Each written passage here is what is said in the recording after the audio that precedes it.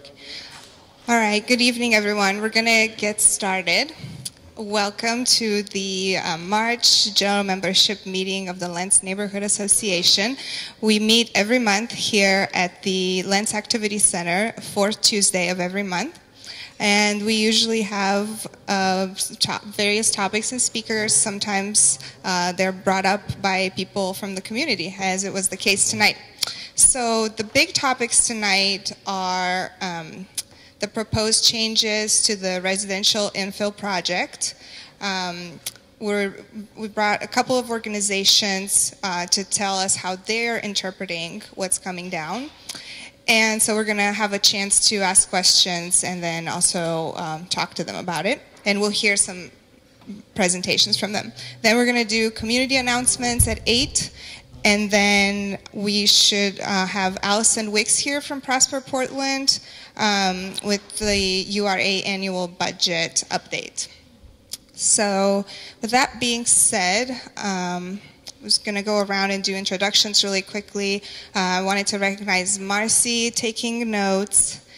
And remind me your name? Travis. Travis will be our timekeeper, so he will try to kind of keep us on task. And I will also need someone to help me run the mic once we start having a discussion and I have to pass it around. Does anyone volunteer to help me run the mic? Okay, Sarah, thank you. So with that, I'm just going to pass the mic around really quickly. Just say your name and maybe what brought you here tonight or anything that you want to share. Rick Monahan, Lents resident. I'm Janet Baker. I live in Beaumont, Wilshire neighborhood, but I'm here to talk about RIP. I'm part of the original group of United Neighborhoods for Reform. My name is John Liu. I came here to observe and to help out Meg Hansen, who will show up. I'm Jim Gorder from South Burlingame, and I was on the Residential Infill Project Stakeholder Advisory Committee.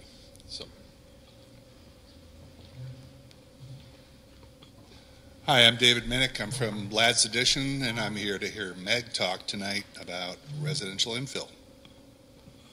Travis Kern, Lents resident. Marcy Addy, I'm the secretary for the board.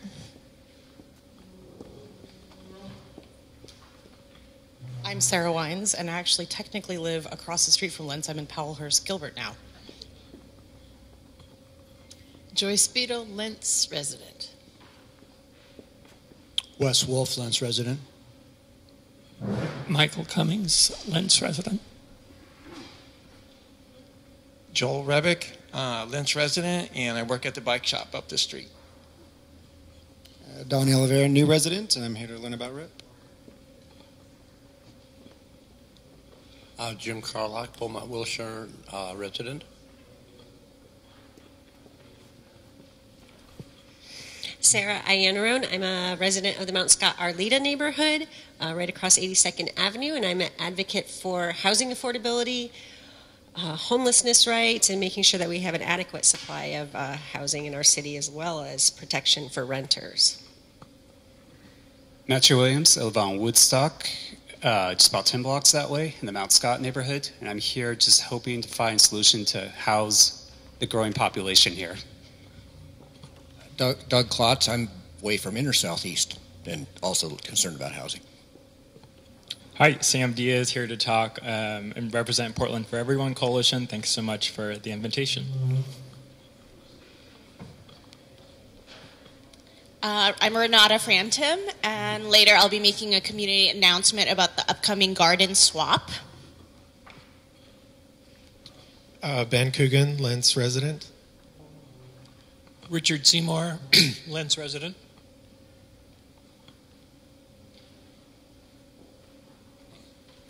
Jason Bird, Lents resident and Lents history researcher.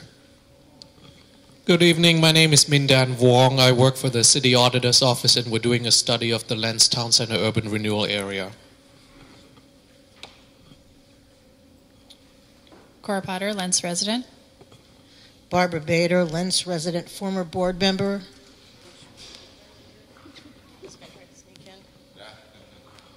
Brian, I work in Lents here.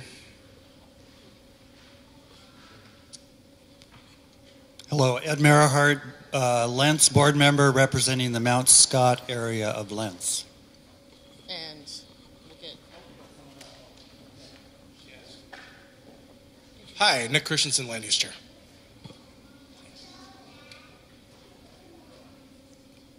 Hi, I'm Norma. I'm the childcare.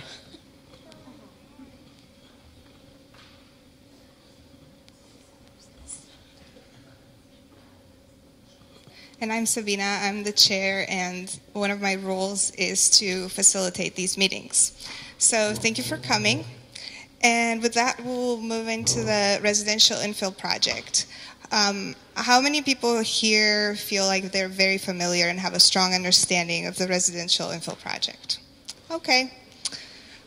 I myself am still learning. And I've had to learn a lot now because just because of the changes that are happening. So if you feel like you need a little bit more of a background information, like I said, there's these handouts that we made. Would anyone like one who doesn't already have one about what the project is? Okay. Basically, the city of Portland is taking a look at the rules that govern the types of housing permitted in our neighborhoods, and that is to address the issues around growth and change. The proposed changes would allow more housing units to be built in residential neighborhoods. The proposed new rules are with the Planning and Sustainability Commission now. They are expected to vote on their recommendations to City Council in early spring, and the Council will hold public hearings and begin their review by summer 2019. So we've heard from some of the neighbors here about potential negative impacts to renters, but also to homeowners. This basically rezones all the single-family zones to allow up to 4 plexes. So that's why we wanted to bring just a few organizations here and hear their perspectives on what's good, what's bad, what can we expect. I've reached out to the Bureau of Planning and Sustainability and the residential infill project staff, and they couldn't make it for various reasons. BPS didn't have the staff to send, and the residential infill project staff said that they can't possibly attend all the neighborhood association meetings. So then they choose not to attend any of them. At least that's what they told me. So I just wanted to run some numbers by you about how Portland is changing. So by 2035, Portland will grow by approximately 100,000 households or 200,000 more people. Our city is becoming more diverse, the population is aging, and average household sizes are decreasing. The cost of housing is rising, and more people are finding it harder to rent or buy a place to live, and there's a lack of diverse housing options being built to serve our needs beyond small apartment units or big, expensive single houses. The way I personally relate to this is I bought my house in 2015, and when I bought it, my realtor said that he wouldn't be surprised if in a couple of years a developer would knock on my door and want to buy the piece of land because with these changes that we're about to see right now, it would be rezoned to where they could build several apartment complexes just on my little lot. I just have an average size lot, and they could put, I think, 3, they said, up to 3 apartment complexes on it. So I guess I'm interested in that, what that would mean for me too. So with that, let's see, is Meg Hansen here yet? Oh, hi, well. Okay, no worries. Feel free to grab some food or drinks. Awesome. But I was going to ask our guests if they could come and sit up here so that we could see them. So we have Sam Diaz, who just introduced himself with Portland for Everyone. Meg Hansen, who just got here, she's the co-director of the Coalition to Prioritize, Protect, and Preserve Affordable Housing. And you're with other organizations as well, right? Yes. And Janet Baker with United Neighborhoods for Reform. So first, if you could each just very briefly introduce yourselves in terms of what your connection is to this project. and then we can go back again and just say a little more about what your thoughts are. Well, thank you again for having me. My name is Sam Diaz. My day job is at 1,000 Friends of Oregon. We're a statewide organization working on smart growth outcomes. Folks know us a lot from defending the urban growth boundary, which I like to think of as a belt that keeps this region healthy. Part of that is hearing from farmers and ranchers out in Washington County, out in Yamhill County, of just the growing pressures. They call it spillover from City of Portland, from the metro region. So part of our charge really is understanding and researching and advocating for solutions to protect our working lands. We have Class 1 soils here in Oregon. And so the housing choices, the transportation choices, those all have an effect on our farmers and our ranchers. So a lot of this comes from that pressure. I myself am a renter that makes under the Multnomah County median average. I've lived in Portland for a total of 4 years and lived in 5 places. And so I feel like it's a little bit like musical chairs at this point. That said, there's a lot of loving folks that have opened their homes, and I live with friends and close family friends around Portland. So I've lived everywhere from Southwest Portland, so it's great to have someone from Southwest Portland here. I've lived in Mountain Park area, and then most recently moved to North Portland. So for me, this is a personal issue.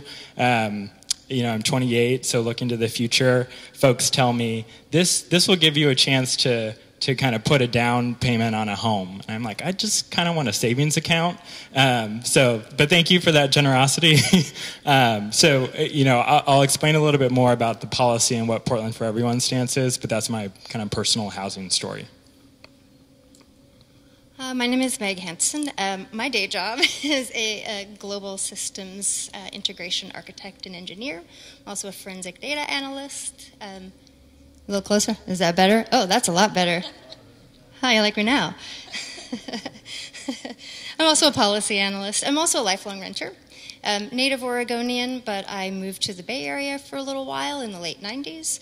Moved back here, found a place, 15 years ago in Sunnyside when rent was cheap. And I've lived there and seen my neighborhood and this city grow. I myself, along with many other renters, have suffered through many double-digit rent increases, seen bulldozers everywhere. So I got involved in sort of keeping my eye on demolitions, rent increases, policy.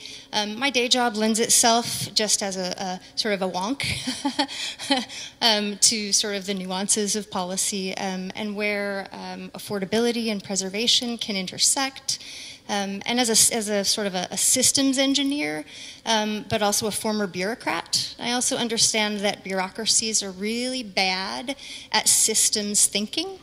And so my approach is to sort of try to see how where common ground meets the nuances of policy, and where regulation is a necessary countermeasure to things like land use deregulation. Yeah. I think I have a shorter history, even though I'm older. So I'm by training a natural resource analyst, actually a forester by training, and I continue to do work on natural resource issues, primarily Indian water rights and some of the agricultural issues surrounding that. I live in Beaumont. I am a homeowner. I bought my house 30 years ago, which I know it was a cheap house. I didn't go buy anything that I couldn't afford. But in contrast to today, where interest rates are down around 4 point something percent, interest rates were 12% when I bought my house. So, keep that in mind when you compare house prices too over time. I live in Beaumont. Beaumont has a pretty big range of incomes and housing sizes. The street I live on, most of the houses are, I would say, between 1,100 and 1,400 square feet. So over the years, there's been a lot of house flipping in Beaumont, which is primarily you take a house like mine, 1,100 square feet. The small-time remodeler buys it. They cosmetically fix everything up and flip it to me for twice the price in 4 months. That was very common for about the first 15 or 20 years that I lived in Beaumont. I've lived there for 30 years. The other thing that was going on is a lot of homeowners, people living in the houses, not developers, were making their houses bigger. I mean, a 1,200 square foot house is a small house to live in if you have 3 kids. So a lot of people were taking houses like mine and putting a second story on them. So that was really common. But I would say about 6 or 7 years ago, all of a sudden, developers were coming into my neighborhood, buying houses and demolishing them, and building a house that was 2 to 3 times the size of the original house and 2 to 3 times the price of the original house. And that was happening more and more frequently. At first, we just thought it was a one-off kind of situation. So a group of us literally met in someone's living room in January of 2014 and said, hey, we've got to talk to the city about this. And we're really concerned about demolitions. We're concerned that the demolitions are happening without even the neighbors even knowing. I mean, literally, a family could sell their house to a developer. The neighbors might not even know it was going to be demolished, and you wake up to a bulldozer next door. I mean, that's how bad it was. So UNR got its start in Beaumont, but, and I'll talk a little bit more about this later on, but we quickly moved to talking to other neighborhoods because although we were hit hard and we were hit early, about 2014 or 2015 is when it really took off in other neighborhoods as well. Okay, great. So I really want to give people here a chance to ask questions and ideally have a discussion.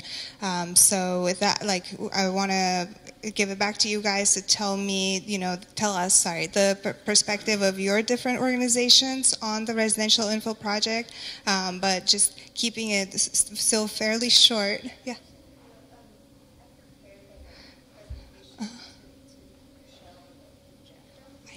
I don't have it set up now because I wasn't sure if you're still gonna need it or not. So. I wasn't sure. Yeah, I think the framework was, and not to disrupt this, but the framework was 10-minute presentations and yeah, that's me. That's you. Oh. Yeah, I got on my USB and I can try to work on to set it up because you know what first. Yeah, if I can go second, were you gonna present? Yeah, that was. But we can move, so. It's fine. I think both have things to project and have maybe we can work on that while it's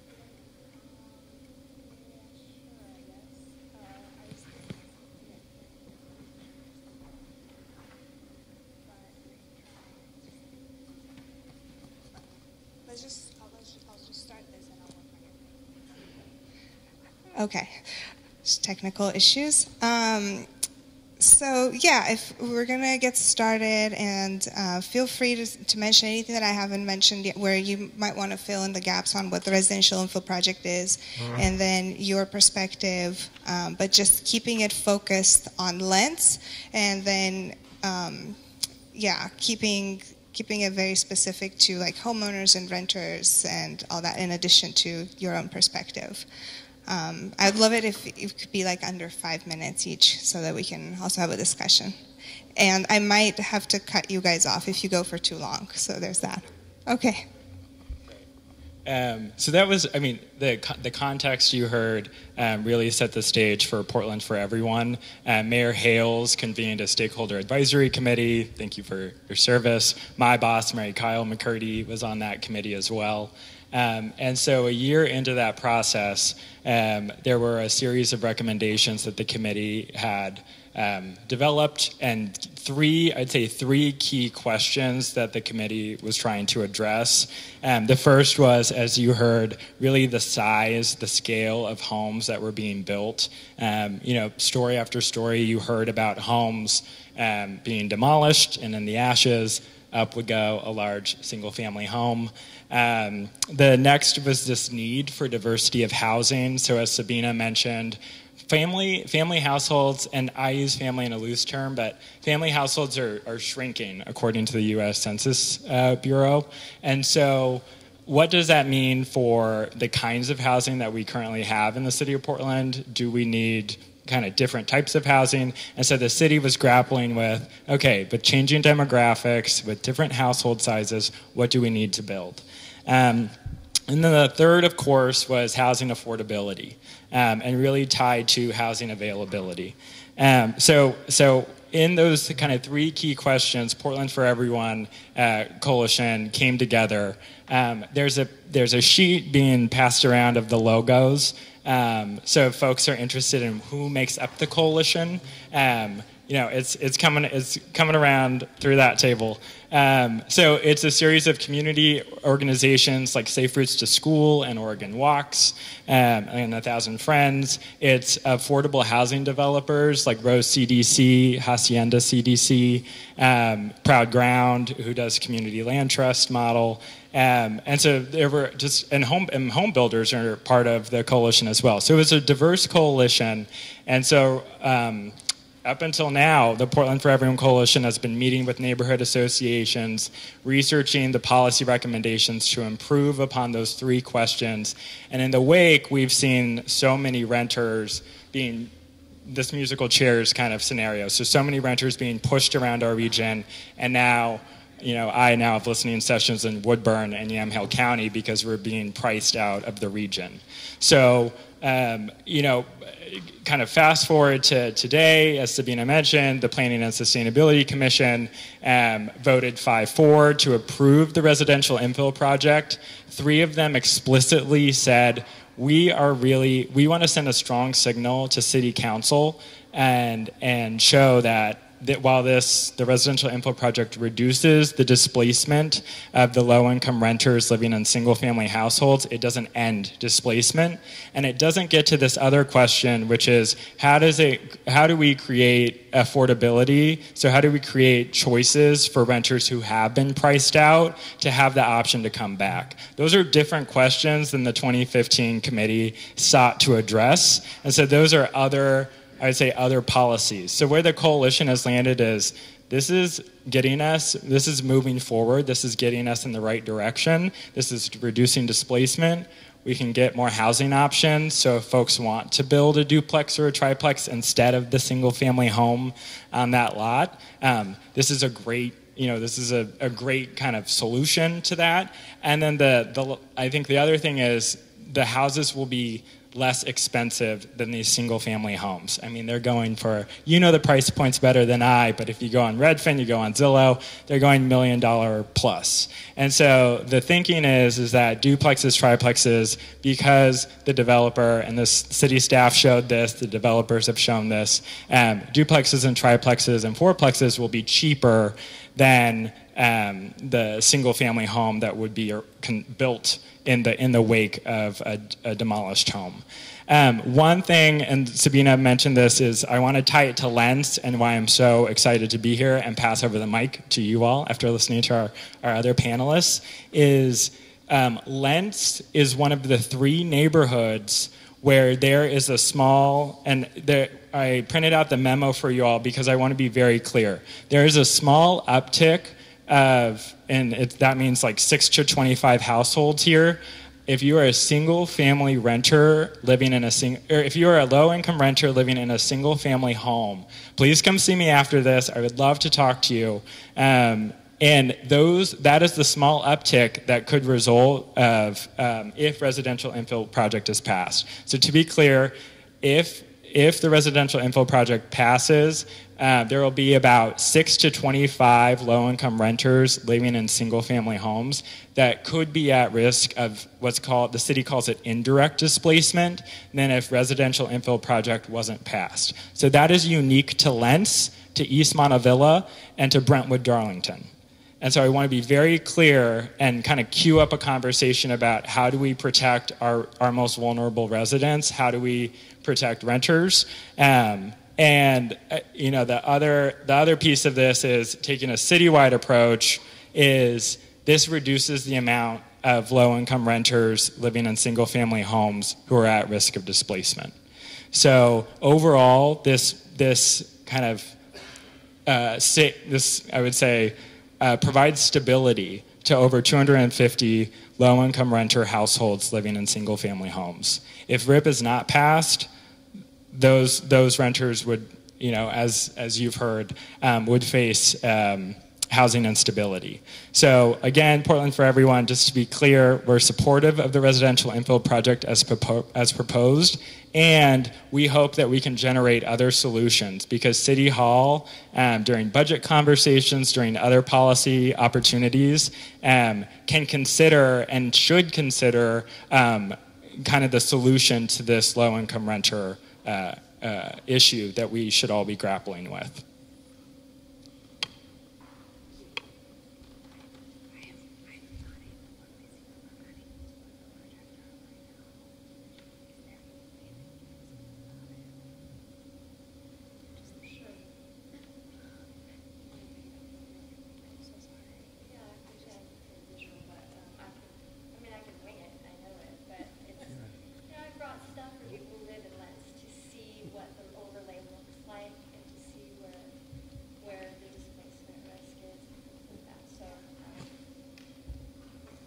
Yeah, so I apologize. There's just a technical hiccup where I had talked to Megan about the presentation tonight, and she had indicated that she might want to do a PowerPoint, but then I just for some reason wasn't sure that it would still be needed because we didn't connect before the start of the meeting. So we haven't had a chance to set it up before, and right now we're missing a cord and stuff. So. Unfortunately, and I'll take responsibility for that. Meg prepared some slides that she wanted to share, but yeah. I'm sorry about that. Yeah. So I have a projector here. I can have it set up in 3 minutes if Janet wants to go first. Awesome. Well, we can start. Okay, maybe we can just start. We can make, and then, or you know what? Okay, we could do community announcements now. This is kind of truncated, but it's the best we can do at this point. Yeah, so that we can do this right because our guests have prepared, and they have stuff they want to share with us, and we can at all accommodate it. Let's do that. So hold that thought from everything that Sam just said while we set up the projector. And does anyone have any announcements they would like to share with the community? Raise your hand and then I'll come to you with the mic. Yes. So this upcoming Saturday at the Mount Scott Community Center, we're having a renters' rights training with the Community Alliance of Tenants. There will be English and Spanish translation on site. There's food, childcare. It's ADA accessible. It's just right there at 72nd and Herald. Thank you. Hi, everybody. I'm Renata. I'm a volunteer for Green Lentz, and I wanted to let you know about an upcoming event. It's the Green Lentz Garden Swap. It will take place on Saturday, April 6th, so not this coming Saturday, but the Saturday after. And so the premise of that, if you've never been, is that if you have extra gardening items like plant starts or seeds or tools, soil, pots, what have you, around the house, you can come and bring your stuff and then swap them with other people's stuff that are all gardening related. Or you could just bring your stuff if you have extra stuff and want to donate them to other people who may need them. Or if you have nothing to swap with, you can come and just take whatever you feel like are useful for you. So this is a good event for people who are really interested in gardening and want to just like start doing it or learn more. It's sponsored by Zenger Farm is providing the space, so that's where it will take place. It's 11 to 3 p.m. Saturday, April 6th, and it's also sponsored by Portland Nursery, so they'll be there to provide educational materials and be sort of like the gardening experts. We'll also be selling native plants and have some fun kid activities. So it's just a fun event coming up in the neighborhood for you to kind of be aware of. We're also coordinating the neighborhood garage sale, and the date for that will be July 27th. So if you're really excited and want to save the date, you could write that down. Otherwise, you'll see more of that information floating around the internet, and I'll probably come back and kind of talk more about that event. Or if the LNA want to, kind of join forces and together organize the garage sale, we could do that together. So I'll have extra flyers for the garden swap over by the check-in table, so if you're really interested and want to take a copy, you're welcome to. Thanks. Thank you. Anyone else? Looks like we're making progress with the projector. We might have to dim the lights pretty soon, so get ready for that. I can make an announcement. Our neighborhood association board is looking for more board members. If you are interested, send us an email at lensneighborhood@gmail.com. Right now, positions open are mostly at-large board members, but we have quite a few openings. We're working on various projects, and we could definitely use more people who want to take initiative and do things. Yeah. I can keep talking. If you...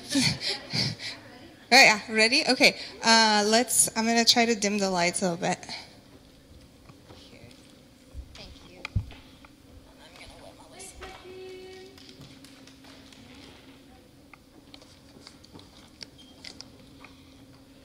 All right, so I'm going to cut this in half. The first part was sort of some context, some background. I feel like any discussions about housing policy also need to sort of take a look back at the first housing bubble, what happened from 1999 when Glass-Steagall was repealed until 2008 when that first bubble crashed because of financialization, speculation, flipping, all that good stuff. But we've already been there, and that's familiar, so that was the first half. This is what a bubble looks like. We were going to talk about that and kind of center ourselves on where we're at now. And I'll just sort of start this by saying that in 2012, where you can see the sort of one price index start to recover, that's when Blackstone created a brand new financial product called rent-back mortgage securities. Same thing. Same thing, but with multifamily housing. So we're going to skip ahead here. First we're going to kind of set some basic understanding here. So when we talk about affordability, this is what affordability with a capital A looks like. Housing needs, constraints, and cost burden defined by the HUD standard of affordability, which is percentage of median family income. This is very important to understand when we're talking about real affordability rather than relative to whatever the market will bear. There are far more people in need of housing below 60% of median family income than those that can afford to buy or rent at the top of the market, which is about 120% median family income and above. And this is the problem. There is no housing crisis per se. There is only an affordable housing crisis. New construction is surpassing the need for market rate housing and woefully failing to meet the need for lower income supply. In fact, tens of thousands of luxury market rate units are sitting vacant, while an increasing number of people are being displaced, forced to live in their cars or worse. The housing supply has been inverted by a market rate housing boom.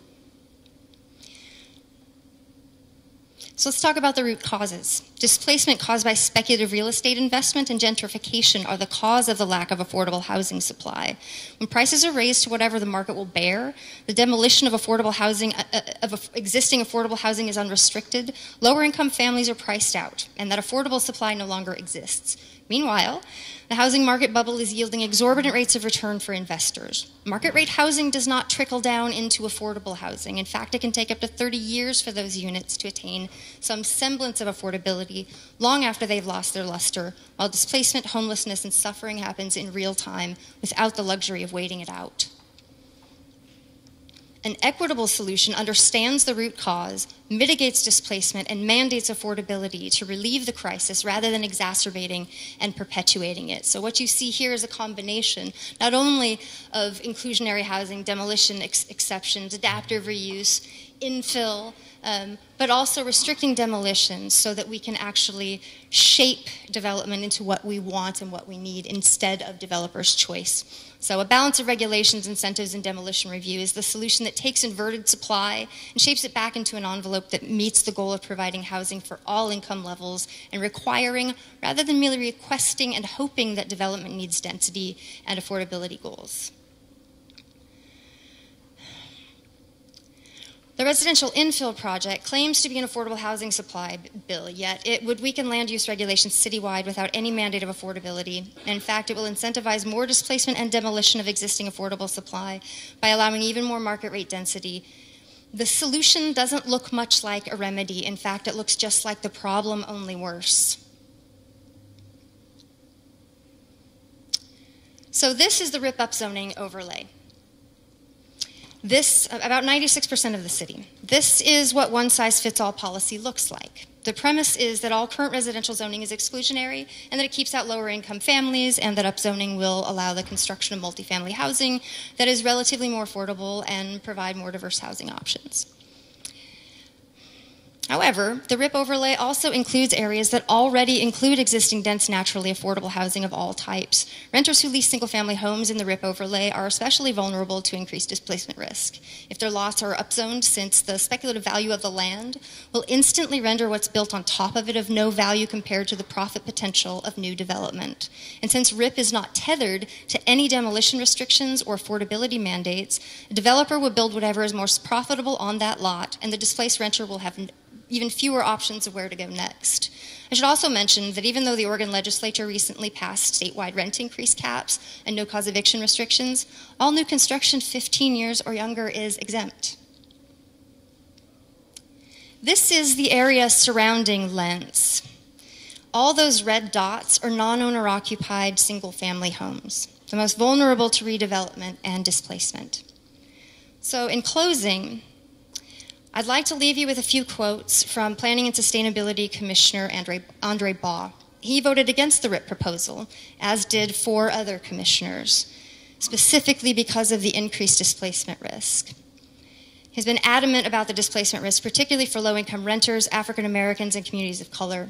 Please visit the website that I'll show you at the end of this to be directed to a playlist of other clips on the subject of RIP displacement and decide for yourself whether RIP is a cute gift or whether it accelerates harm. So I'm just going to close with a couple of quotes from Commissioner Baugh.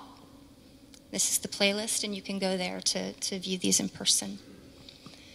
Institutional racism is defined as racial discrimination that has become established as a normal behavior of society. This is becoming normal behavior for us at this bureau, to say we're okay with displacement. The greater good is not good if there's a loss. We've just taken this RIP and made it an arrow of displacement for minorities in the single-family dwelling homes. You look at the experience in Northeast Portland and the discrimination and the racism, and now you're going to go out. Society hasn't changed that much, and you're going to try to do it again. To me, we've taken the equity lens and blindfolded that person, that idea, so they can't see this displacement. We've gagged her, and she can't cry out and say this is wrong. And we've covered her ears, and she can't hear the pleas of the people we're going to displace. We really have just gagged and covered up equity, and we're going to move forward with the policy of there's a greater good. It's uncomfortable to say there's a greater good and people will get hurt. And one more quote from Andre. You're asking me as an African American to approve displacing African Americans that can't come back. I get redlining. Redlining was I couldn't live in Portland in this section of town, and I could live across the tracks. Now I can't even live in Portland anymore. I can't just approve that. I can't in all consciousness say that people in the city of color are not going to be able to live in certain parts of the city and are going to be displaced, and they can't even come back to the city. There's just not a market for them. Thanks for listening.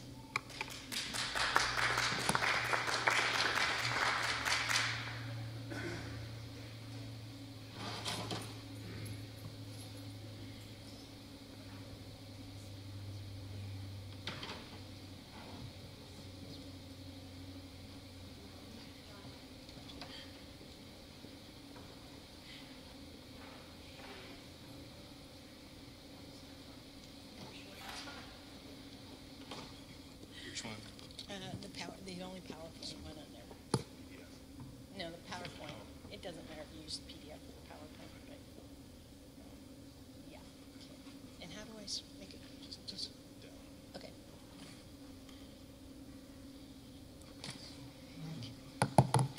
I'll try to again whiz through like Meg did. I won't talk quite so fast though. Yeah. Okay, I'm going to whiz through this. So I think I already gave you some background on where UNR came from, and once we kind of figured out that it wasn't just a Beaumont issue, we met with, we actually had 4 citywide summits and invited all the neighborhoods from across the city to come, because we weren't really sure what all the issues were. You know, was it, our issue was about demolition. For a lot of people it was about affordability or density. A lot of concerns about the environmental issues with demolitions, and also the environmental issues of taking away a lot of green space by building bigger homes or building multiple homes on one piece of land. So we quickly realized, like I said, it was a citywide issue. We took these 4 citywide summits. We took all the comments that we got during those and put together what we called the UNR resolution.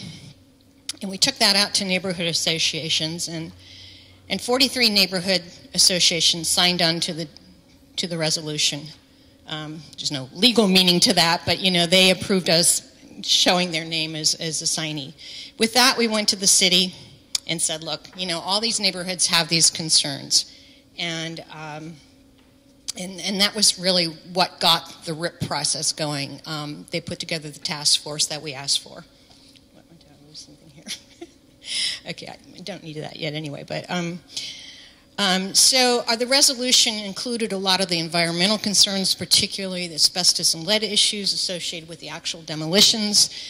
We found the city was really resistant to doing anything about that, and we realized that, so we basically took it to the state level and got some new laws passed that will help with the demolition, the actual demolitions.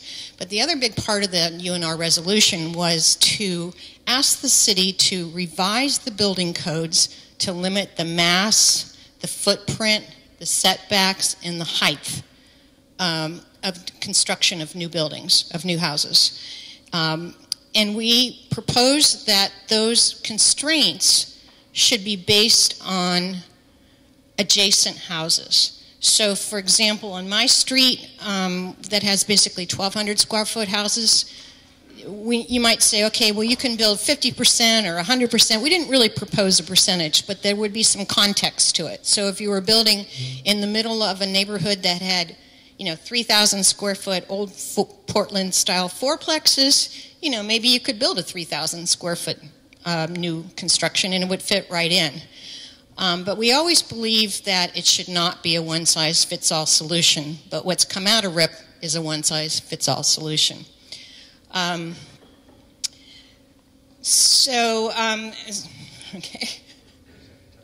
Okay. All right. So this comes directly, this chart here comes directly from the latest version, after the PSC got done with it, of the RIP plan. So we're going to focus on the R5, the middle column there, basically 5,000 square foot lots, although you can be in an R5 and not have a 5,000 square foot lot. So without the bonus for affordability, the limit for the 5,000 square foot house is 3,500 square feet. What am I doing here, John? I'm supposed to just hit.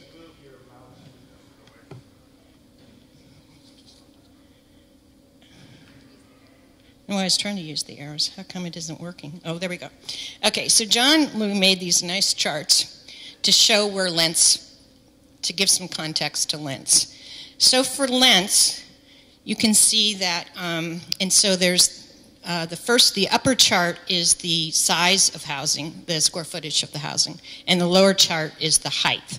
So the upper chart, it shows that basically, I can't read this, 50% of the houses are the yellow line, no, the blue line, I'm sorry, about 1,100 square feet or less. You have to go all the way out to 90%. 90% of the houses in Lentz are under 1,978 square feet. Now bear in mind that the RIP standard is 3,500 square feet. So you're talking about an area where almost all the housing is well under 2,000 square feet, and yet RIP would allow buildings of 3,500. No, that's okay. 3,500 square feet. And likewise, going down to the height chart, 90% of the housing in Lentz is 18 or less feet high, and the RIP standard is 30. The RIP allowable amount would be 30 feet. And if you look at the Johnson Economic Report, they believe, which was the consultant that the city hired to do an economic analysis of the RIP plan, the assumption in the Johnson report is that developers will build to that max. And if you look at what they've built so far in Portland, you can see that's the case. So I was not all that familiar with Lentz other than the main drags, coming from Northeast. I drive down 82nd all the time. I'm on Powell, I'm on Woodstock. But I spent some time in the rain yesterday driving around just to familiarize myself with the housing. And so I took a number of slides, really more for myself. I mean, you guys, for the most part, live in Lentz. But so this first slide is a house on, pardon me? Yeah, see, I knew you guys would. Okay, wait a minute. 85th Avenue. It's a very well-kept house. I mean, I looked online afterwards. The inside's gorgeous. It's on a 6,000, almost 6,100 square foot lot. It's in the R2.5 zone. It was built in 1952. It sold for $325,000 just a matter of months ago. The next slide is on 87th Avenue. It's a little under 1,200 square foot house, 3-bedroom, 2-bath in the R5 zone. Sold for $265,000 in December of 2016, so a little over 2 years ago. Another one on Raymond Court, built in 52 in the R5 zone, 2-bedroom, 1-bath, 6,000 square foot lot. Last sold for $325,000 about 6 months ago. So, so I wanted to show those three, to me, kind of represent housing that, it's hard to call it affordable. I kind of start using the term relatively affordable because everything in Portland is so expensive. But it's the kind of pricing of some of the units, if you look at the Johnson report, or some of the prices that you mentioned for fourplexes and stuff, are in that same kind of category. So there are a lot of single-family homes in Lentz that are on prime lots. And as Sabrina mentioned, developers are looking for those kind of lots. So I think there's a lot of potential for demolition here. And then the next slide is a single-family home, obviously a newer one, 4-bedroom, 2-bath, over 2,000 square foot, but well within the RIP standard, sold for $410,000 about a year ago. And Zillow estimates it's now about $472,000. This is on a 3,500 square foot lot in the R5 zone. Kind of notice the house just to the right of it, how it just dwarfs that house.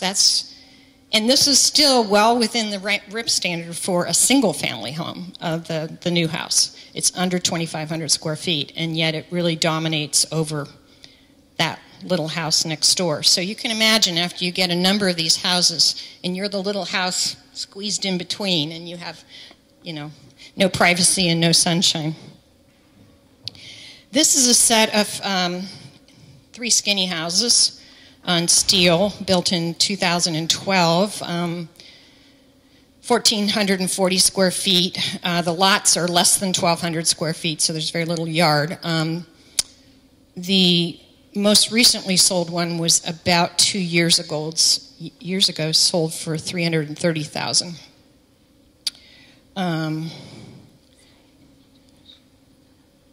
Okay. All right. Well, just one more here. Okay.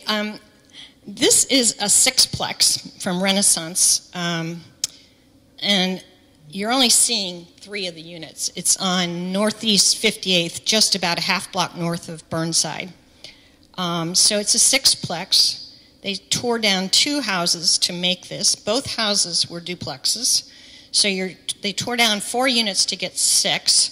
They're 1,200 and about 1,200 square feet, 2-bedroom, 2-bath, and the asking price when they went on the market was well over $600,000.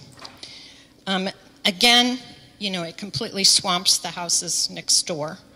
But I'll cut out at this point because I know we're over time.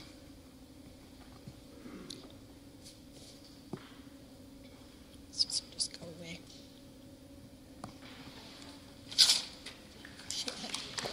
Okay, thank you. Could we have the lights back on, or someone can help with that? Thank you. And if I can have our guests back up here, I think that will make the discussion easier. And with that, I'll open it up to questions from the floor. If you want to speak or to ask a question, just raise your hand, and I'll come to you in the order in which you raise your hand. And then if you've already spoken tonight and someone else raises their hand, I'll probably skip you and go to them. So, yeah. Go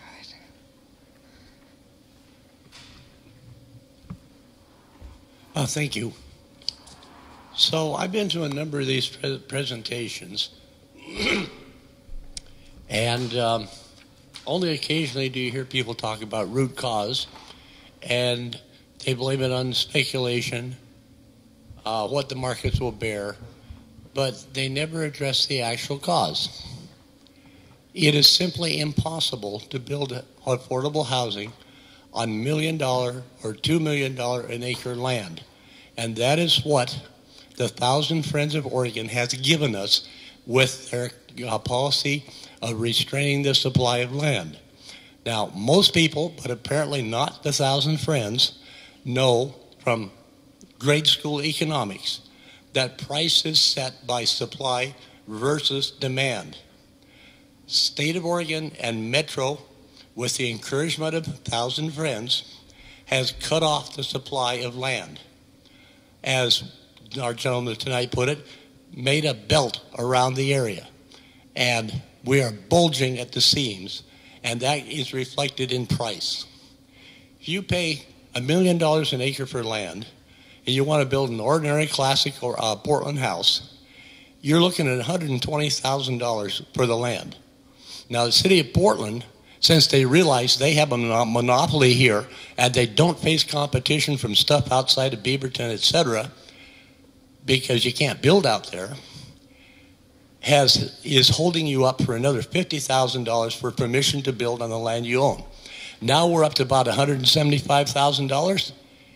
That amount of money will buy you a really nice brand new house in a lot of areas that do not have the 1,000 Friends of Oregon style land use control. And I think that pretty much sums it up. Our problem is not affordability, it's government policy. Thank you. Thank you. And one thing I forgot to mention, so we'll have about 15, 20 minutes for this discussion. If everyone could keep their comments to no more than 2 minutes, that way we can have more people speak. Now I'll pass it on to Ed. This is actually a topic that Ed proposed for this meeting. So one thing I would like to have the panel address is the fact that the city no longer, with this RIP, will have any single-family residential zones. I currently live up in the Mount Scott area. My lot is over 10,000 square foot. I'm zoned R7. But that doesn't mean anything because you can build houses down to what, maybe 5,000 square foot on an R7. So why doesn't the city just get rid of the R zone? And as Megan said, we already have all these apartment zones already, and we have all these vacant units. I mean, I see it downtown, like in the Pearl District. I don't understand how this is going to help, I guess, affordability, as you mentioned. But again, it just bothers me to see that we're not going to have any more R single-family zones when you can build fourplexes on my lot. So I don't know if you can address that or what the thinking is, because the initial proposal was to only allow up to 3plexes, and then the Planning Commission wanted to make it 4plexes, and then the vote, as you mentioned, was 5-4, and the chair was very, I mean, she voted yes, but not really. I mean, she had a lot of concerns. So, because we can, right now we can have ADUs, et cetera, so we can increase the density on our lots. I don't see why we have to go to 3plexes and 4plexes, so I guess if you could address that.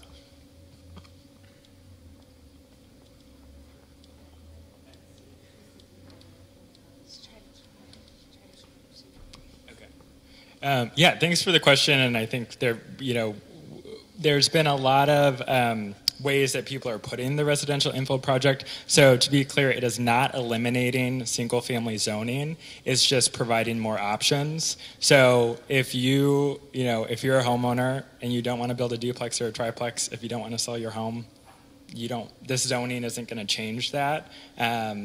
It just provides more options. So, if you are in R2.5, sorry, I'm going to get wonky, R2.5, 5, 7, if you're in the 3 residential zones, this project would say, okay, you now have some options and you can build a duplex, a triplex, a fourplex. On some spaces, you can build an additional ADU, but, it's up to the property owner to really decide what makes sense for them. In terms of the housing affordability, and this is why I printed out the staff memo and specific to Lentz. Right now, the monthly rent and the monthly mortgage payment here in Lentz is about 90% of your median family income. City staff said, okay, how many, and you saw the dots on the map, how many, what's the likely amount of homes that would be demolished, and then what would be the prices, so what would be your monthly rent or your monthly mortgage payment of the homes that come online, duplexes, triplexes, if that were to happen, if the property owner chose. And they found that it was around 90% MFI. So it's interesting, it's not like a Mississippi situation we have here in Lentz. We're getting more housing that is of comparable monthly rent, monthly mortgage payments. We're just getting more of it. And I think going back to the 3 questions that the project sought to address is really the types of housing that we're trying to create. So again, it's providing options for property owners to build the duplexes, to build the triplexes, because we don't have that kind of missing middle housing. We don't have that housing. So, I see your question, but give it over to Meg for the counterpoint. Gimme. So I understand what you're saying. Like, this is an overlay, so the R zone still exists, but in effect, and a lot of the narrative talks about abolishing single-family zoning. But so there's some points that sort of in concept we can agree on, and that is if the only thing that is permitted to be built in an area is a single-family home, then that's the only thing that's going to proliferate. And therefore, there's not going to be added housing that's growing that is for renters, that is, fourplexes. And some of the places, like I live in a neighborhood that, where things were built and filled in from the turn of the century all the way up until the 50s and 60s. The conundrum here, though, is that land use, deregulation in general, especially land use, especially because God isn't making any more land, and we're not talking about widgets. And so if we're going to deregulate and basically increase the speculative value of the dirt, That doesn't mean, number one, that a developer will have to build a fourplex. It doesn't also, there's no requirement that be affordable. They will build to whatever envelope and to whatever to maximize profit. That's just the way it is. So part of the solution to where those things can and should intersect is that if we are going to allow different types of housing to proliferate, and we don't want it to be at the expense of demolishing existing affordable housing, then we need a basket of regulations that are tethered to one another. And RIP is not tethered to any mandates of affordability. So for instance, and I'll make this brief, if there were a reasonable threshold for demolition, so if a developer could not just develop anything they wanted by right, and if they couldn't just, if there were restrictions on developing or on demolishing sound habitable housing, unless it met strict exception criteria tethered to the HUD standard of affordability and needed housing, then we wouldn't have developers just being able to gobble up existing affordable units, build whatever they want with no restrictions. So RIP is lacking that tether fundamentally, and when you increase the speculative value of the land and you don't have a regulatory countermeasure, what you get is exacerbating the existing affordable crisis. We cannot mitigate gentrification and displacement by fueling it, period. I want to add to that. From UNR's perspective, this is sort of helter-skelter middle housing. The concept of middle housing in urban design, if you just Google the term middle housing, you will come up with a design picture which BPS also uses in the residential infill reports. And what it looks like is a transition. So you have your apartments that are right on the main corridors, then you might have townhouses, then you might have duplexes, and then it scales down to you're into the single family neighborhoods. And that's what the term means in urban design. And yet we're using the term in a completely not the way it really is used in urban design. We're using it to describe the kind of housing, the fourplexes and duplexes. But it wasn't meant to be a single-family street with all of a sudden a fourplex in the middle of the street. And part of the reason for that, the correct use of the term middle housing transitioning is because of transportation corridors. And we should be putting the density where the transportation corridors are, not just mid-block, a mile from the nearest rapid transit option. Thank you. Okay. So we might not have time for every single panelist to address every question, and I think in order to make room for more, again, like if everyone could keep their comments/questions to under 2, and then also our guests, if they could answer just very briefly, maybe like a minute or so. Or maybe you don't have a question, maybe you just want to make a comment, that's fine too. Hi, I have 2 things I'm wondering about. So first of all, I am a low-income person, and my family owns a home in Lentz. And so one of the things that always bothers me is the huge tax inequity that we pay higher assessed value here in Lentz. So we're already kind of getting screwed on that. And I also had considered putting an ADU on my property. But because the rules have changed to be so anti-landlord, and I can't afford to be stuck paying like if I get someone who's a horrible tenant, I can't get stuck paying 3 times their rent for them to kick them out. So I'm wondering why we don't work on things like that to help, because most of the homeowners in Lentz are the lower income people. So why are we not helping them stay in their homes more, lower the taxes, help us stay in our homes, and help us maybe be landlords without penalizing us if we do get a bad tenant? And I know you said the orange houses were the non-owner occupied, but a lot of those people that are landlords want to sell those houses now because they know they don't want to get screwed by the anti-landlord rules. So that's a huge thing question I have. And then my other question is, if you have a bunch of fourplexes go in, we have bad roads, bad sidewalks. Is anything going to, so obviously that's going to be a lot more people in a certain area. So my second question is there going to be some sort of money that they're going to have to put in for road improvements and parking too? Or are they going to have parking? And are we going to just taking more away from the people who are already here in order to give to someone who's not, not that I don't want to help the people get homes, but I don't want to get screwed either. Okay, so which one of you would like to address that?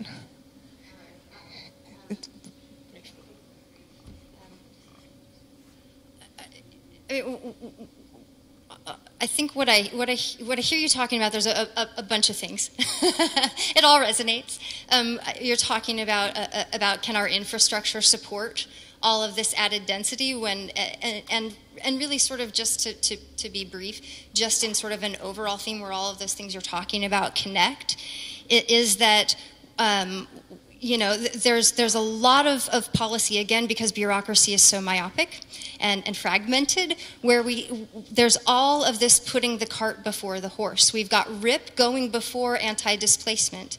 We've got all this new construction going, on top of crumbling infrastructure. We have low-income homeowners, cost-burden renters, and cost-burden homeowners who really want and need to stay in their homes. And so, where is that balance between doing right by the people that live here currently and tearing apart our communities to build new housing and to build new financial instruments for people that haven't yet arrived?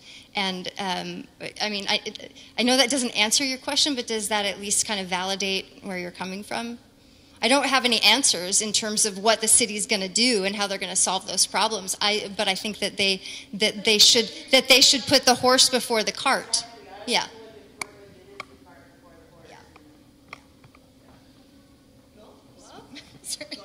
I just want to add to that as RIP has evolved through several iterations, the last one being with the Planning Commission, there no longer are any requirements for parking in this infill housing. And the second thing is I just wanted to, or visibility. Four apartments and not requiring. Yeah. Yeah. So someone like me who's disabled, who already has a hard time finding parking, I'm going to be even more screwed. Well, the other thing I wanted to comment on is your comment about the higher property taxes in Lentz, which is very true. That's been written up a number of times. But, this is not a very progressive state in many ways. And there are states that base or adjust property taxes based on income. Vermont is an example of that. So if someone has a house that they've had for a long time and property taxes have gone up, at least they're given some relief from that, either based on income or age or both. And so I think that's something that Oregon should look at. One second. Jason, did you have your hands up? Okay. It's Jason, and then what was your name? Doug. Okay. Hi. I'm not sure if you can answer this or not, but I live right down the street, a few blocks away on 85th. There was, a few months ago, a house across the street from mine went up for sale. The flyer that was out there for the listing said that because of the zoning for that house, this was a standard lot, 40 by 100. It said that it could put up to a 33-unit complex on that lot. I looked at that and I couldn't believe it. I mean, still question it just saying it, but I talked to the person who was there for the open house. She couldn't believe it either, and she was selling the house. But thankfully that didn't happen. But do you know anything about that? And obviously that would bring up the same issue with the parking with the 4-lot, but way more extreme. But,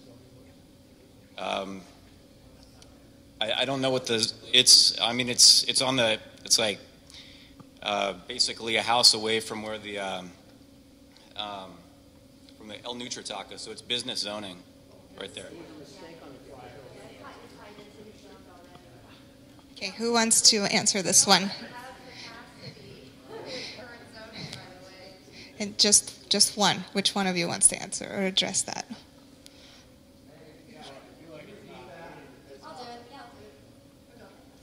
Well, I just feel like it's not fair to respond because it's in a different zoning than the one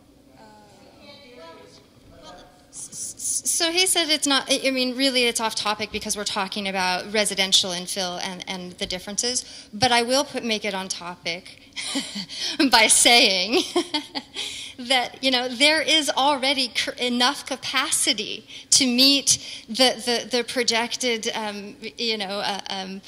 influx of people. There's already enough capacity within the urban growth boundary. The problem is that urban planners say, well, it's not in the right place. You know, let's put more high density over here along transit, and then within, you know, let's create more urban centers, and so let's create these complete communities. And I don't necessarily disagree with that, but when it comes to how we execute that and at what cost, you know, if we either take out a giant eraser, or, you know, where I come from in systems design, it's really important that we align things and that we lay a foundation so we do no harm. And I think that's still possible. But, you know, so that kind of comes back. So, yeah. You know, on the capacity issue, in December of last year, Metro expanded the urban growth boundary in 4 areas. So I do think we have to, you know, City of Portland goes off these models. I'm not a modeler, but they say, you know, we have enough capacity, and yet at the same time we're expanding the urban growth boundary in 4 areas. Well, so I think it goes back to your point of the decisions we make inside the urban growth boundary. You know, if we're super protectionist over single-family homes and large lots, and we're going to have this conversation about housing supply in the city of Portland and housing affordability. So I think it's those conversations around rezones, that is, and going back to the last question around potentially predatory, lending practices or kind of predatory, people could be knocking on your door and saying, we hope to buy this because of duplex, triplex. And so what are the programs that the city can invest in to make sure that low-income homeowners and Lents have have an informed decision and that it is voluntary. Some of you may want to sell if this project passes, if all the projected outcomes pass, but it's an informed decision. I'm just itching, please. Okay, Doug is next. All right. I just wanted to note that the proposal, the RIP proposal, reduces displacement across the city. Out of the 135 census tracts, there's only 15 of them where it doesn't reduce displacement. Oh, right, that's our best. That's the best prediction. But should we not do this and just have all those 135 census tracts not have a reduced risk of displacement?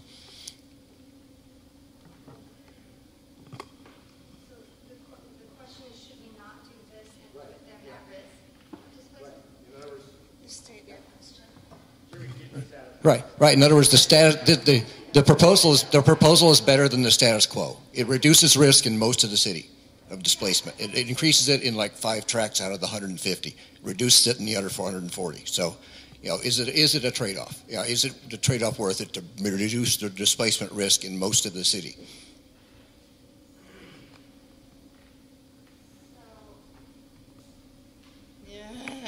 Yeah, she was going for you. So there's a school of thought that says the invisible hand of the market will by itself, without the need for regulation, just because developers will sort of migrate around and pick and choose by virtue of the incentives that we give them. And that's this sort of predictive model that says we predict that if we deregulate through this land use deregulation, that it will mitigate displacement without the need for regulatory countermeasures. And then there are people like me that say, well, past is prologue, and that hasn't worked so well in the past.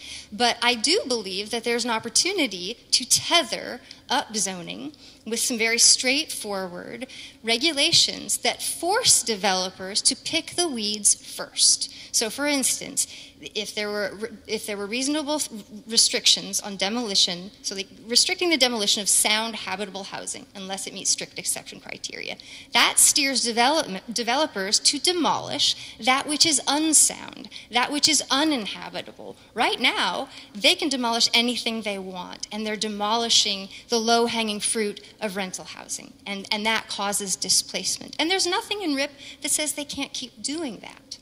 And so we either incentivize it and we hope, or we create regulations. And also a demolition restriction would also prevent developers from hoarding vacant land, which they do right now. They buy a house, they tear it down so that their holding costs are cut in half, and then they hold on to it, and then they flip it. I don't like that. So I don't think that we need that the status quo isn't working. And part of the reason why it isn't working is we're not mandating affordability, and we have no restrictions on the demolition of existing affordability, and we have very weak anti-displacement regulations. So if we can tether upzoning so that it actually creates filling in instead of redevelopment and replacement, so that it drives development to pick the weeds of that which is uninhabitable, unsound, surface parking lots and all that kind of stuff, then we're talking.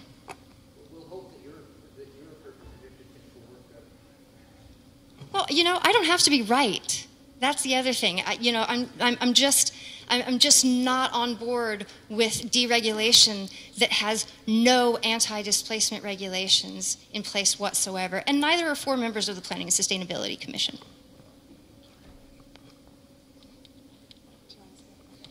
Okay, so we probably have time for maybe one more question or so. Okay. One quick comment and then a question. Affordability was never one of the criteria or goals of the residential infill project. It crept into the discussions, but it was never a stated goal of the residential infill project. Second, you talked about home ownership. Of somebody building a fourplex on their lot, if that's what they wanted to build. Neighborhoods like Lentz are the avenues to home ownership for many people. Lower cost homes, more that are available and affordable. Who is going to be the long-term owner of a fourplex? Is it going to be the resident trying to be the landlord for 3 other people? Or is it going to be an out-of-town, out-of-district, out-of-state owner?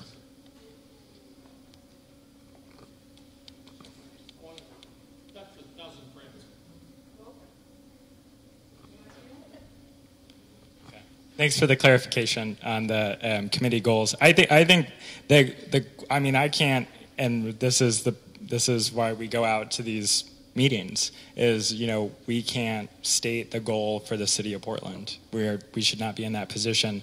It's through this kind of discourse, these conversations, to ask the question exactly of what are the guiding goals, what are the guiding questions that our city should be tackling, what are the priorities. If the conversation focuses on, I'm happy we're having this conversation focusing and prioritizing low income, the most vulnerable in our city.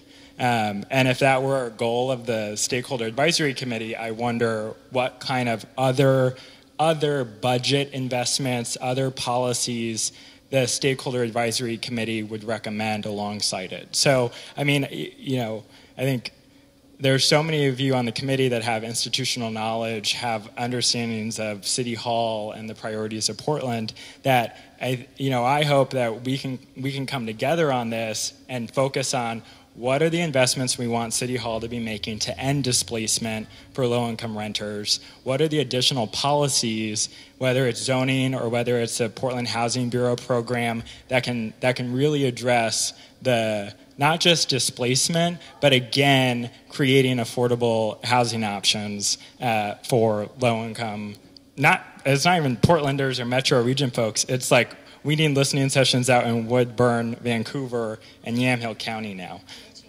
Yeah. So, in answer to the question, who is going to own those fourplexes? If that's so, first of all, who is RIP for? Is it for the current homeowner, or is it for the developer that buys that lot? It's for the developer that buys that lot, because they're the only ones that are going to be able to afford it, because upzoning increases the speculative value. So, is this going to proliferate more friendly mom and pop landlords? Or is it going to accelerate what we're already seeing, which is large corporate investors that aren't just buying and developing one fourplex. They are mass producing these all over town. And in case there's any question about it, Wall Street is in the landlord business. And just in the last 3.5 years, large corporate investors spent almost $5.8 billion purchasing up existing multifamily housing in the Portland metro area. Over 26,000 units at an average cost of $190,000 per unit. That's almost half the cost that the Portland Housing Bureau is spending to 50 units at a time. So trying to catch the flood of displacement with a paper cup. So we have to acknowledge that large corporate investors are here, and they are mass producing and proliferating financial instruments for speculation and for rent profiteering.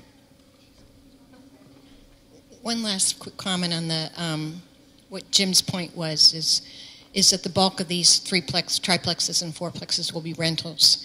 And that was basically the conclusion of the Johnson report, which again was the economists that the city BPS hired to analyze to do a financial model of this RIP plan. And their conclusion was that these would be rentals. They would market rate rentals. They would be built out to the maximum size, whether it's 4,000 square feet on a R5 lot or whatever it is. They would build to the maximum size, and that they would be rental units. And one of the reasons, another reason that they're likely to be rental units is banks aren't that fond of 2-unit condos or even 3- and 4-unit condos. I mean, condos have a lot of issues, and banks are not as willing to loan to a buyer if they're buying a duplex that is basically condoized or a triplex that is condoized. So you've got that pressure as well.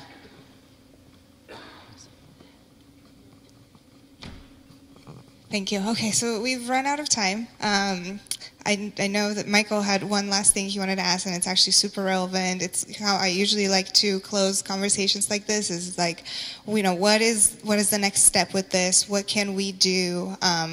So I'm hesitant because I want to make time for Allison Wicks from Prosper Portland, who's here with a very important presentation and has been waiting very patiently.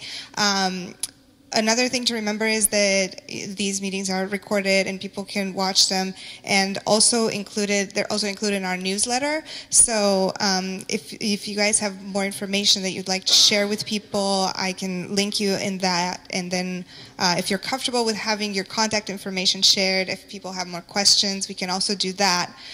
With that being said, if we can do it in like 30 seconds each, what's a call to action? What is your individual call to action to people who are here? So as Sabina mentioned earlier, the City Council will be hearing this in summer, so about September of this year. Portland for Everyone will be doing this. I'll be at Multnomah Neighborhood Association early April, and actually Portland Assembly tomorrow out here in Lentz. And so we're continuing to make sure that folks, especially in Lentz, in Brentwood, Darlington, and in East Montevilla, that we're working with low-income renters living in single-family homes, adding this low-income homeowners as well, to develop the kind of work. Please reach out to us. and I would say develop the recommendations to the bureaucracy to help improve the programs, the policies, in addition to the residential infill project. That was not 30 seconds, and nor will my reply be. What kind of clock do you have? Okay. So the call to action between now and then, I mean, at some point, neoliberal politics are may just win, and the world is a strange place right now. So there's a couple of things in terms of a call to action. Number one, I put up earlier on the screen the URL that would point you to a playlist so that you can see for yourself some of the comments about displacement that are coming out of the very same committee that has been in the weeds with this policy all along. And between now and then, part of the missing gap is strong anti-displacement regulations. The Planning Sustainability Committee said, boy, we sure hope that the city does something because we can't do it here, and unless they do, boy, it's sure going to be messy. So for me personally, a call to action that not only sort of attends to some of this, but other things is what I keep mentioning, is that I would also like to see some support for reasonable sort of a soundness threshold, restricting the demolition of sound habitable housing unless it meets strict exception criteria tied to the HUD standard of affordability and needed housing. Needed housing is so much different than demand that is created by capital investment. So how many people do need certain housing at certain price points? And if we have some sort of threshold and some protective measures that don't have to be tethered to RIP, then by the time it gets implemented, maybe we can kind of recalibrate and put in place some of those protective measures that keep people housed and that mandate affordability and force developers to pick the weeds. I guess I would just say continue to educate yourself, and painful as it is, that means getting on the BPS website and looking at the documents that came out in February of 2019, which is the latest iteration of RIP. But there's something even more that you can do before RIP comes up before City Council, and that's watch the state housing bills that are in play right now. The worst of the worst is Senate Bill 10, which would make RIP look like like nothing. It basically would allow apartment complexes everywhere within like anywhere between a quarter mile and a half a mile of any kind of rapid transit, and they don't just mean the MAX, I mean even a rapid high service bus line. So Senate Bill 10 is to watch, and then also HB 2001, House Bill 2001, which is basically RIP for the whole state of Oregon. It would allow fourplexes anywhere in any town over, I don't know what, they're 50,000. They keep changing the level, but yeah, anything except for really small towns. And so those are in play right now. Hearings are going on. You need to look at the state legislative sites and get your letters in about those, whichever side you're on.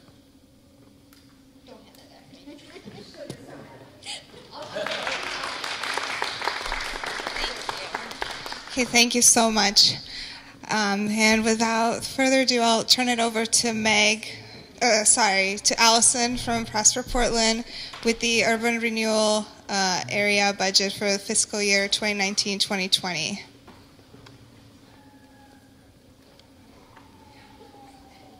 And Allison will present, but she's also really looking for input tonight and beyond tonight. Thank you. Can you help me with handouts? So I have 25 copies.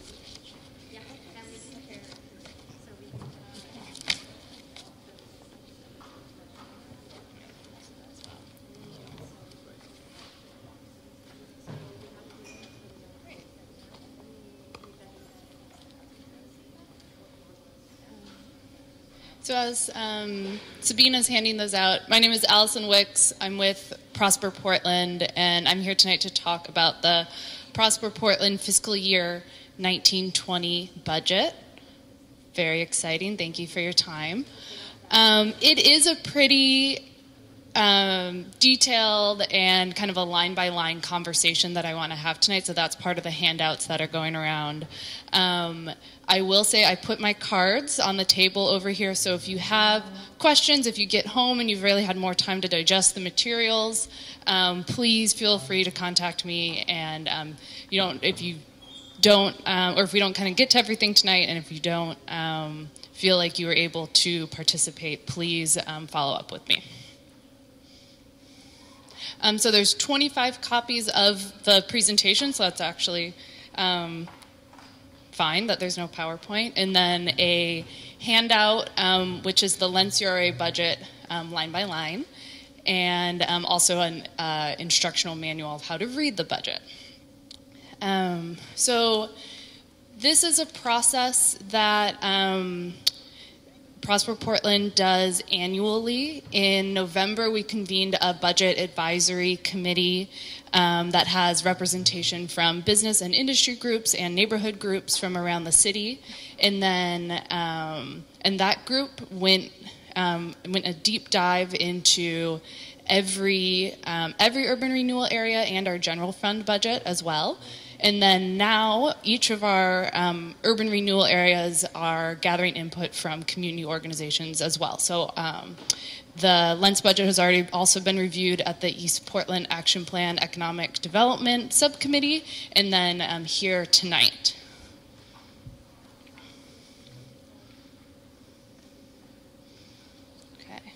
So overall, Prosper Portland's goals and budgets are guided by our strategic plan, and in Lentz, also the Lentz 5-year action plan. So our strategic plan has the goal of building an equitable economy with access to high-quality jobs, fostering wealth creation within communities of color and low-income neighborhoods, forming 21st century civic networks, institutions, and partnerships, creating healthy, complete neighborhoods, and effective stewardship of public resources. So for those of you that are just getting PowerPoints, I'm on slide number 6, an overview of how tax increment financing works. So when an urban renewal area is formed, the property taxes are capped at that level. In Lentz, that was 1998. Any increment is then sent into the urban renewal area. When a district closes and is fully retired, then those property taxes start going back to the other taxing jurisdictions within the district. So schools, fire, etc. The next slide is a overview of the Prosper Portland budget in its entirety for the next 5 years. So that's $457 million. About half of that will go through to property redevelopment across all of the urban renewal areas in Portland, and about 35% will go directly to the Portland Housing Bureau for affordable housing. And 6% will go to infrastructure projects like parks or street improvements. The next slide looks at just the fiscal year 18-19 or fiscal year 19-20 budget for all of Prosper Portland.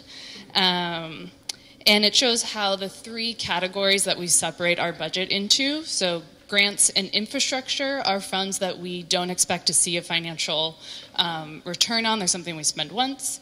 Mission-related investments are something that we like to see a 2.5% return on. And then financial first investments are something we're looking at for a 6% return on. So that's something that as funds are returned are able to be reinvested. So then the next 2 slides really start highlighting the Lentz urban renewal area. So reviewing what our 19-20 budget, or sorry, our 18-19 budget priorities were, and then the 19-20 budget priorities. And if you're following along on the on this sheet, this is when we're kind of going to start walking through the different fiscal years. So key activities in 1819 included the completion of Lentz Town Center Phase 1. So that is the Woody Guthrie project, which I just saw the red siding going up when I was coming in today. So that's awesome to see that getting so close to completion, as well as the Asian Health and Service Center.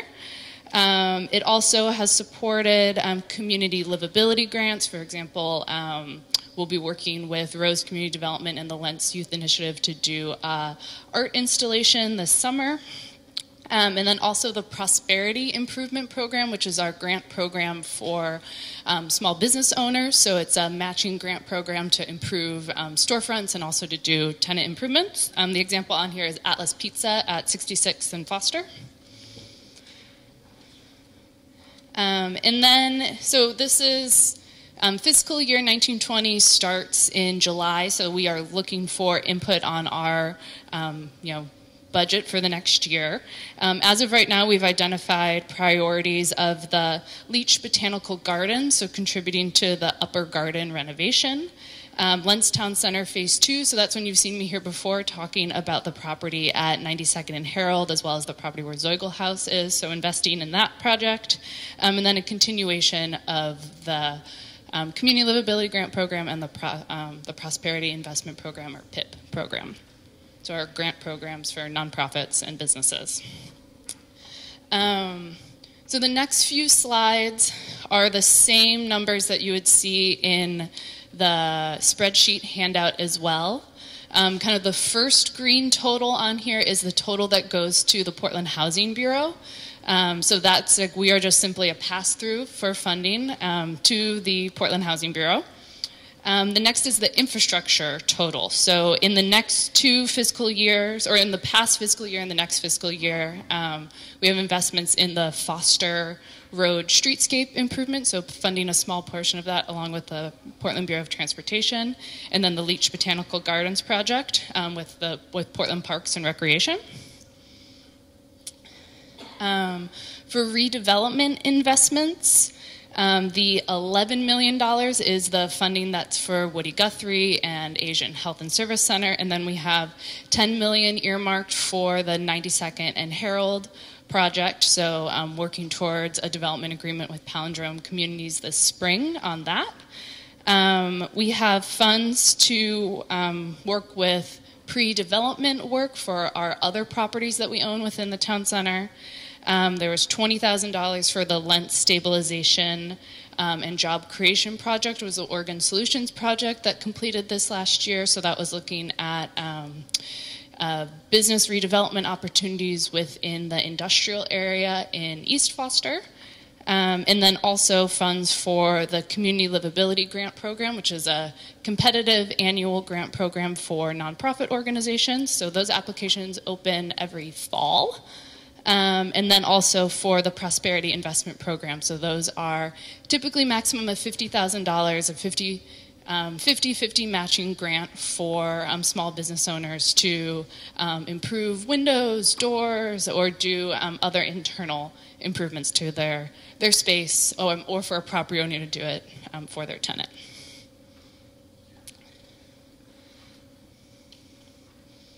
And then the last category is economic development initiatives. So this is around business development, which can fund an economic development study. Lean manufacturing, which is a program through the Oregon Manufacturing Extension Partnership to do efficiency operations within a manufacturing business. So that's grants available for a business within the Lentz URA that wants to access that program. And then business finance is business loans for businesses that can do operations, equipment, and working capital. That's it. That was a lot. Very quick. But I'm interested in your comments, feedbacks, or just kind of overall thoughts on the Lentz Urban Renewal Area budget. Yeah, I've got a comment. Looking at this chart of the urban renewal money. Yes. You have this big green triangle up here, which is the increment that goes to the urban renewal program. Yes. What you left out was that every penny in that money otherwise would have gone to police, fire, schools, and maybe that's why we have to pass these school bonds, because you guys have taken the money that the schools would otherwise get. Now, you like to talk about, after 30 years of stealing this tax money from basic services, all of a sudden you get this big windfall when your renewal district closes down.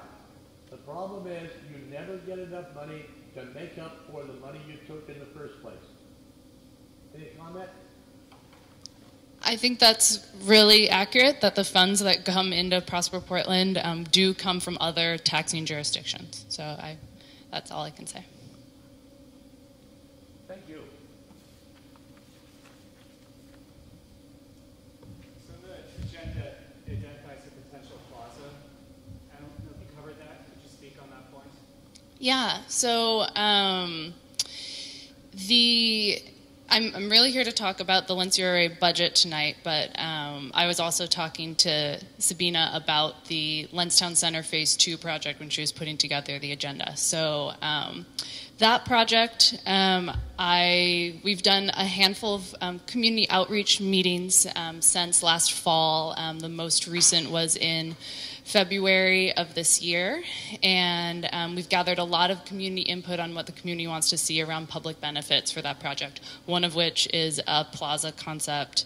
I will be taking a set of program options to the Prosper Portland board in April for them to consider. And we'll be doing that in an information session for our board, and then with the idea of taking an action item in May. So starting to see some of those public benefits potentially funded, and the construction project moving forward early next year. Yep.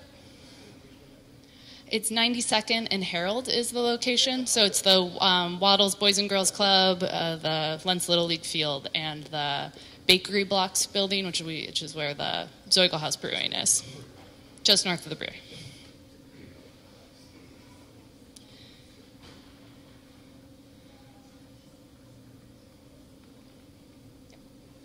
For that 92nd Herald property,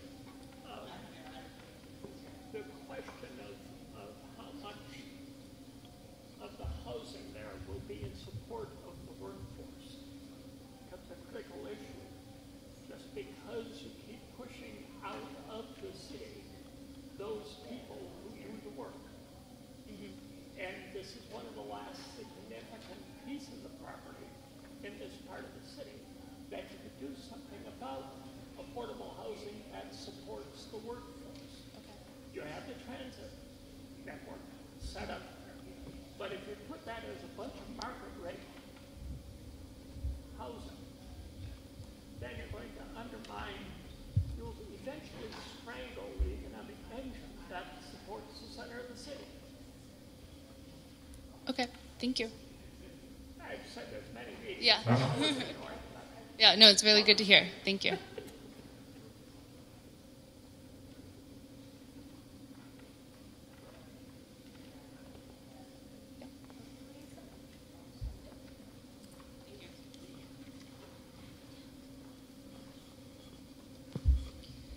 I was just wondering if there's been any talks or plans about the potential of extending the URA so that additional work can be done in the floodplain area, and environmental mitigation, cleanup, intensifying the use in the industrial areas to supply more jobs.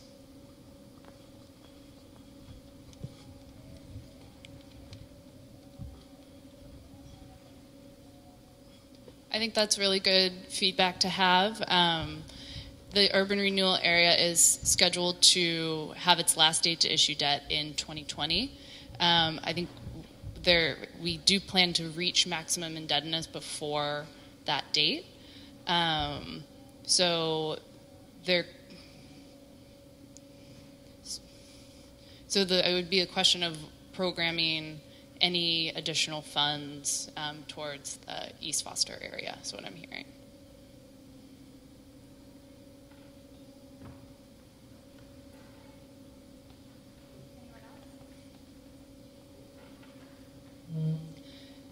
Again, please feel free if you get home and just are staying, can't fall asleep at night, worrying about the Lentz Urban Renewal Area budget, please give me a call or send me an email. Really interested in any additional feedback that you have. Yeah, my card's are Thank you. And Allison's card is right where the sign-in sheet is. Okay, so with that, all we have left to do at this point is approve minutes from last time's meeting. I don't see any of them left over there, so I assume people took them because you wanted to read over them and participate in this process. So if you were here last time and you've had a chance to look over the minutes, I have 2 extra ones if anyone still wants a copy. These are the proposed minutes from February's general membership meeting, and I'm going to move to approve them unless anyone has any changes that they would like to make. And we have to take a vote on that too. So Marcy seconded the motion. I'm not sure how many people are participating in this. So I guess if you are in favor of approving the minutes as they are, please raise your hand. Okay, so keep your hands up so we can count. 1, 2, 3, 4, 5, 6, 7, 8, 9, 10, 11. So we have 11 in favor. If you are against approving the minutes, raise your hand. Okay, no one's against. And if you're abstaining, please also raise your hand because we have to count abstentions too. Thank you. And keep them up. 1, 2, 3, 4, 5. 5 abstentions. Okay, so with that, it passes. The minutes are approved. Thank you. All right, thanks everyone for coming. And yeah, if you left your email, I will add you to our newsletter. If you haven't left your email and you'd like to be added to our newsletter, just go ahead and put it on the sign-in sheet. And if you haven't signed in, please sign in because that really helps us. Meeting adjourned.